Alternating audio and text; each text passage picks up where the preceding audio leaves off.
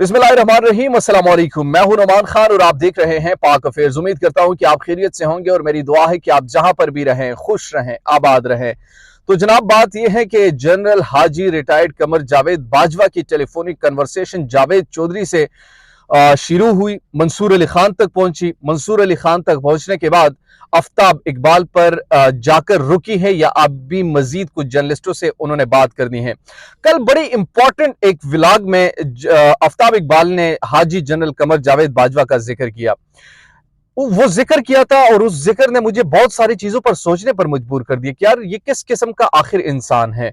एक बात करता है, उससे खुद को अलग कर देता है कि ये बात मैंने नहीं की, फिर कहता है कि जावेद चौधरी अब मेरा कॉल भी नहीं उठाता, फिर ये कहता है कि नहीं मैंने ये गुफ्तगू नहीं की, फिर कहता है कि जावेद चौधरी ने जो लिखा वो अपने ईमा पर लिखा, मेरे से ये ऐसी गुफ्तगू हुई नहीं है। आपने जब पहले गुफ्तगू करनी है, किसी को डैमेज करना है, किसी को नुकसान पहुंचाना है, फिर उससे मुकरना क्यों। अब आफ्ताब इकबाल ने अपने व्लॉग में क्या कहा वो आपके सामने रखूंगा, लेकिन उससे कबल जरा ये हाजी जनरल कमर जावेद बाजवा साहब जो है ये आखिर ऐसा कर क्यों रहे हैं, वजह क्या है, क्यों इतने फ्रस्ट्रेटेड हैं। क्या वजह है कभी एक जर्नलिस्ट को कॉल करते हैं, क्या वजह है कभी दूसरे जर्नलिस्ट को कॉल करते हैं, क्या वजह है कभी कहते हैं कि मैंने ये गुफ्तगू की, कभी कहता है कि मैंने ये गुफ्तगू नहीं की। आगाज कहां से होता है? आगाज होता है जावेद चौधरी से। जावेद चौधरी ने मुलाकात की, पहली मुलाकात में बहुत सारी चीजें कही और यह कहा गया कि इमरान खान ने जनरल कमर जावेद बाजवा पर बहुत सारे ऐसी चीजें हैं जो गलत तरीके से लगाए हैं। जनरल कमर जावेद बाजवा पर जो इल्जामात लगाए हैं वो गलत लगाए हैं। जनरल कमर जावेद बाजवा जो हैं वो इमरान खान के लिए सपोर्ट करते रहे हैं और सपोर्ट करने के बाद इमरान खान को इक्तदार में रहने के लिए उन्होंने बड़े तगोदो किए हैं। मगर यहां पर यह सवाल उभरता है कि जनरल कमर जावेद बाजवा ने यह सब कुछ किया, फिर जावेद चौधरी ने अपने कॉलम में यह क्यों लिखा कि इमरान खान मुल्क के लिए खतरनाक थे और इनको इक़्तिदार से अलग करना वक्त की जरूरत बन चुकी थी। एक तो यह इकरारी जुर्म उन्होंने कर लिया कि हाँ इमरान खान को हटाया तो हमारी ईमा पर हटाया गया, इमरान खान को इक़्तिदार से निकाला गया तो हमने ही निकाला। इस चीज को इकरार तो आ गई। जब पब्लिक ने इस चीज को देखा और पब्लिक ने इस चीज को महसूस किया कि जनाब यहां तो जनरल कमर जावेद बाजवा ने तो अपनी एक स्टेट बनाई हुई थी, जिसे बाजवा स्टेट हम कह सकते हैं, कि जो फैसले वो करते हैं। और बकौल इमरान खान, ये मेरी गुफ्तगू नहीं, इमरान खान ने कहा कि जनरल कमर जावेद बाजवा जो चाहते थे वो हो जाता था, जो उनके दिल में होता था वो कर देते, जो उनकी ख्वाहिश होती थी वो ख्वाहिश वो पूरी कर देते थे, लेकिन जो ख्वाहिश उनकी नहीं होती थी वो पूरी नहीं करते थे।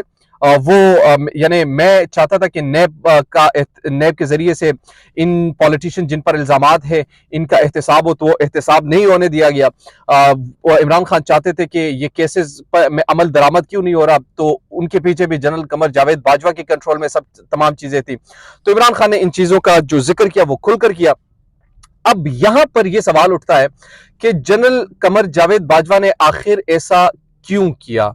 आखिर जनरल कमर जावेद बाजवा ने जब ये सब कुछ कर भी लिया, फिर खामोश रहने के बजाय जर्नलिस्टों से मुलाकात, सहाफियों से मुलाकात, फिर मुलाकात में जो गुफ्तगू करते हैं वो गुफ्तगू जब अवाम के सामने रखते हैं तो अवाम उसका जब पोस्टमार्टम करते हैं फिर वो कॉल करते हैं कि नहीं मैंने ऐसी गुफ्तगू नहीं की।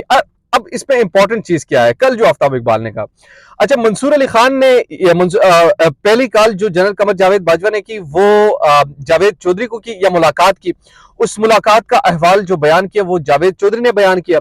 जावेद चौधरी ने जब मुलाकात की अहवाल को बयान किया और वो सोशल मीडिया और कन्वेंशनल मीडिया पर हाइप जब क्रिएट हुई तो उन्होंने फील किया कि नहीं यार ये बहुत ज्यादा हो गया। एक ऐसी शख्सियत जो 75 साल से मुल्क के लिए खिदमत कर रहा है, एक ऐसी शख्सियत जो कभी क्रिकेट के जरिए आवाम की खिदमत करता रहा, कभी सोशल एक्टिविटीज के जरिए आवाम की खिदमत करता रहा, कभी पॉलिटिक्स में रहकर आवाम की खिदमत करता रहा।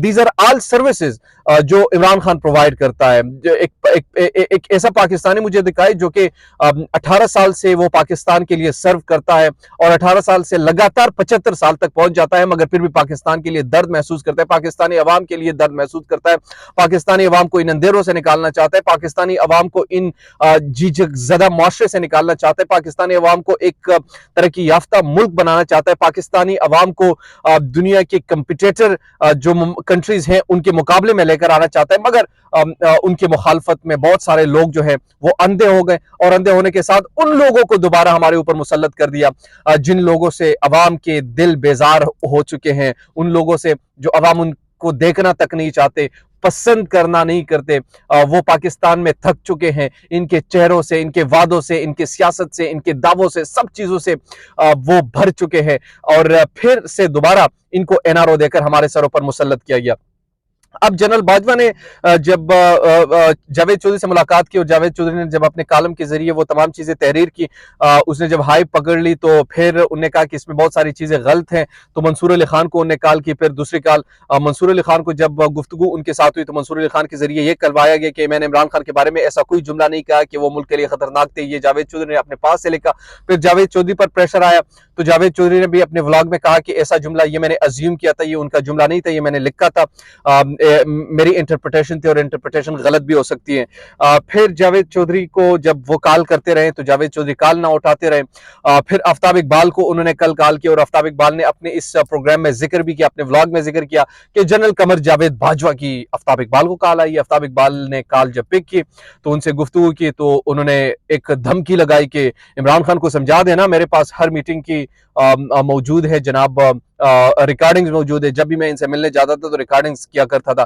पाकिस्तान में एक ही चीज तो आप बेहतर कर सकते हैं, वो रिकॉर्डिंग्स बेहतर कर सकते हैं, वो किसी की वीडियोस बनाकर आप कर सकते हैं, वो किसी की ऑडियोज लीक आप कर सकते हैं। यही काम आप लोगों ने मेरे ख्याल में सीखा है 75 सालों में। बाकी तो कोई ऐसा कारनामा नहीं है जिसके काबिल जिक्र हो, काबिल रश्क हो, काबिल फख्र हो, काबिल अजमत हो। तो ऐसी चीजें जब आपके लोगों से, आपके दरवाजों से सामने आती हैं, तो फिर ये सवाल तो आखिर उभरता है। मेरे पाकिस्तान के लोग आपसे फिर ये सवाल पूछते हैं कि वो कौन था जो दोबारा से हमारे ऊपर एक करप्ट टोले को मुसल्लत किया, वो कौन था जिन्होंने अरबों खरबों के केसेस माफ करवाए, वो कौन था जिन्होंने पाकिस्तान को इस नहज तक पहुंचाया, वो कौन था जिन्होंने इमरान खान को इक्तदार से निकालने में अपोजिशन की मदद की, वो कौन था जिन्होंने पूरी अपोजिशन को इकट्ठा किया, पीडीएम में उनको कन्वर्ट किया, और वो कौन था जिन्होंने अपनी जाते मफाद के लिए पाकिस्तानी अवाम को दाव, उनकी जिंदगियों को दाव पर लगाया, लोगों को मारा पीटा, तशद्दुद का निशाना बनाया, जर्नलिस्टों को मारा, अरशद शरीफ को शहीद किया, वो कौन था? ये सवाल तो बहरहाल उस शख्स का पीछा करेगा, हयात पीछा करेगा। तारीख के पन्नों में उनका नाम जरूर एक दिन आएगा और जलील और रसवा होगा। पाकिस्तान की तारीख में बड़े बड़े लोग आए, पाकिस्तान की तारीख में बहुत सारे लोग ऐसे आए जो कि खुद को बड़ा फिरौन समझते थे, मगर फिरौन भी आज मिसाल है, फिरौन भी आज हमारे लिए निशान इबरत है, और बहुत सारे लोग हमारे लिए मजीद भी निशान इबरत बनेंगे। ये जनरल कमर जावेद बाजवा की दोगली पॉलिसियां जो कि अभी सामने आ रही, कभी एक जर्नलिस्ट कॉल, कभी दूसरे कॉल, कभी वो कॉल नहीं पिक करा, कभी ये कॉल नहीं पिक करा, तो ये मुख्तलिफ चीज़ें जो इस वक्त हमारे सामने आ रही, मैंने आपके सामने रखी। उम्मीद करता हूँ कि आपको वीडियो पसंद आई होगी। अगर अभी तक आपने हमारे चैनल को सब्सक्राइब नहीं किया तो काइंडली सब्सक्राइब कीजिए, बेल आइकन को प्रेस कीजिए, ताकि नहीं आने वाली और लेटेस्ट अपडेट से आप बाखबर है। इसी के साथ मुझे नौमान खान को दीजिए इजाजत। अल्लाह निगहबान।